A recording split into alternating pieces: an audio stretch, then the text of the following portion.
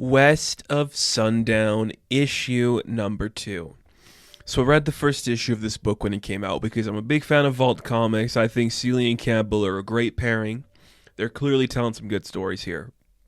So this issue came around and I really didn't know what to expect. I could easily see the first issue of this book being like a fluke, where it's like, oh, I see what you're going for. You're homaging the Old West. You're homaging Garth Ennis. You are homaging all these important parts of comic books and kind of doing something on your own. Well, this issue was really good. I don't know if it's as strong as the first issue, but I think you get a sense of like the bigger picture that's going on here. It's like one part's horror film. It's one part's like a sulky spaghetti western. It's equal parts Preacher. And maybe I'm leaning into things too hard because Preacher's in like my top 5 favorite comic books, but there were some serious Preacher vibes here. Just the idea of blasphemy against God and religion in that aspect and dealing with like these different types of man-made monsters. I think it's very interesting. And in particular, I like where this book opens up. So we kind of get the origin to our leading lady here. Her name is Rosa, we do learn. Her parents are a woman named Isabel Naranjo, and she is marrying her one true love, who is this man named Domingo. Yeah, and basically he was like one of the farm hands that worked on her father's farm, basically his slave. They found love and they have a daughter. And this priest is like, well, I'm going to bless this marriage, so let's do it. And as they're blessing the marriage, the father's like, you're not doing this. He shoots the priest, kills him, and then they get into a really interesting fight. So this guy is, Domingo's fighting off this attacker. They're just getting into a huge scrap. Nothing is going well. When Domingo finally gets the gun, he's like, I'm going to kill this guy because his rabid dog is attacking my wife and child. He shoots the dog, but the bullet goes through the dog and it hits his wife. So Isabel dies, and for the second time that day, Rosa is baptized, but this time it's in her mother's blood. And you just see that Domingo's like, oh shit, oh, that's not good. What do I do from here? We see that he picks up the dog and he's like, do to me what you did to the other people. And I guess he does something to the dog, or he was always connected to the dog, but basically we see that Domingo is a werewolf, and he takes the baby and he runs away, and that is pretty much the origin of Miss Der Abend. You know, she is a product. It feels like she becomes a vampire later, or maybe we just haven't seen her like wolf out yet, and we've just seen her feasting on blood, which could be a werewolf thing. It is talking about Sundown a lot. I do think it's the vampire stuff, though. We just see like, okay, I guess we're staying in New Mexico for a bit longer. We cut back to see what Mr. Griffin and Mr. Dirk are up to, and Dirk's just like, dude, you promised you'd help me out here, but look what's happening to me. My legs are falling apart. You can't Frankenstein me back together. Mr. Griffin does reference, your Victor Frankenstein is a mere second. So they do say, like, Victor Frankenstein maybe created this Mr. Dirk creature. It's kind of implied that way, but we don't explicitly say it. I did say in the last issue I thought this was the more zombie route. But this is where I went, okay, you're hitting like the Wolfman and the Dracula and the Frankenstein. We got some like weird creatures later on in the book, which we'll get to. As we're just walking through town, we meet a couple of our more recurring characters because Mr. O'Shaughnessy, Mr. O'Shaughnessy comes down the stairs. He's talking to Mr. Wolf, who is the sheriff. Sheriff Wolf, they call him. Feels like a red herring to call the Sheriff Wolf because, there's werewolves in the city, but whatever. We also see there's, what's his name? Cumberland Manor, who's like the bartender, just like setting up our larger amount of characters here. The sheriff's really interested in like hearing stories from these people. He wants to know more about Miss Der Abend, who came up. It's like, sorry, Sheriff, but we got our own things to do. We're headed down to the Mesa, which I guess is somewhere down by the creek or just wherever where like they could get some old Irish medicine that could help her through some of these spells.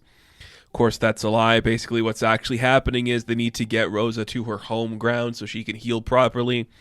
That's what we're going to head out to do. You see the sheriff and the bartender kind of have opposing thoughts on who these people are.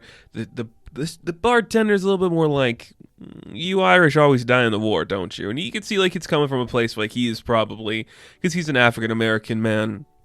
He probably sees the world in a different light than the sheriff, but he's a little more, forthcoming with his ideas, and the sheriff's a little bit more like, I'd love to hear your story there, Mr. Irishman, that kind of vibe. And I get it. Dooley's an interesting guy, and you just see the sheriff's like, I'd like to know your story, so if you ever stop by again, maybe we'll see what happens.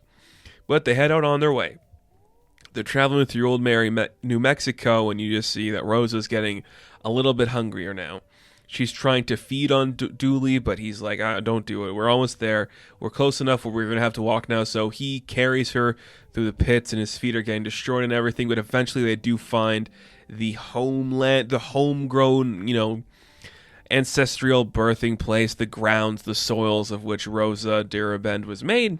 It's like, why is there a ranch here? What's happening over here? This is my earth. Why did somebody build this here? So they start spying on what's ever happening there. They hear like some clanking noises behind it.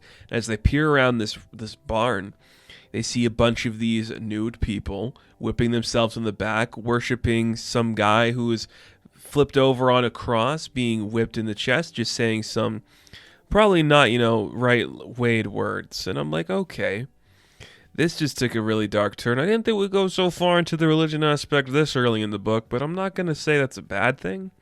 Just wasn't expecting it.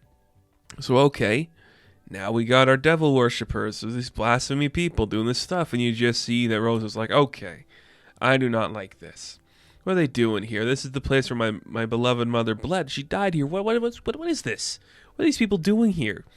Before they can really think about anything, they're attacked by these weird alien-looking creatures that have like weird tongues that are slashing at them, and you just see that here's Miss Der Abend ready to do some good stuff.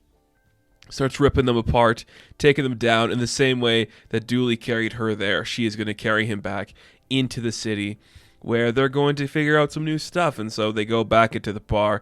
The sheriff's like, well, you guys are back fast. Like, yeah, well, we had some weird stuff going on. You can see Dooley here's not doing too great. Basically, what's going to happen is we're going to be staying in New Mexico for a bit longer. I also have a lot of money tied up in this place, so I'm finally going to pull that out. And I'm pretty much just going to, run the town. So, drinks on me, everybody. Maybe you'll all treat us better now, Treat us better.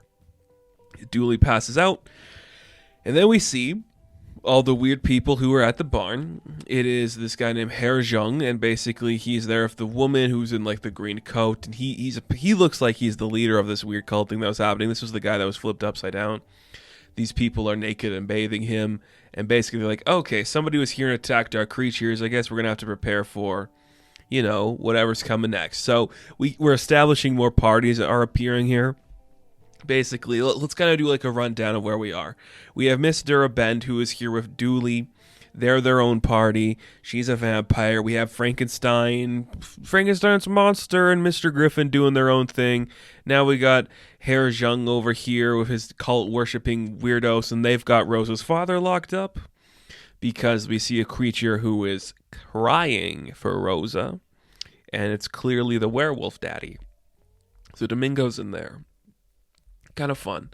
It's an interesting book, and it ends there, and it's building a cool mythos. I think it takes a minute to kind of adjust to what it's saying, but it's interesting. I'm hooked on it. I don't know, maybe hook's the wrong word, but I am convinced enough to keep reading, and I think I'm going to see where this goes. It could be a fun read.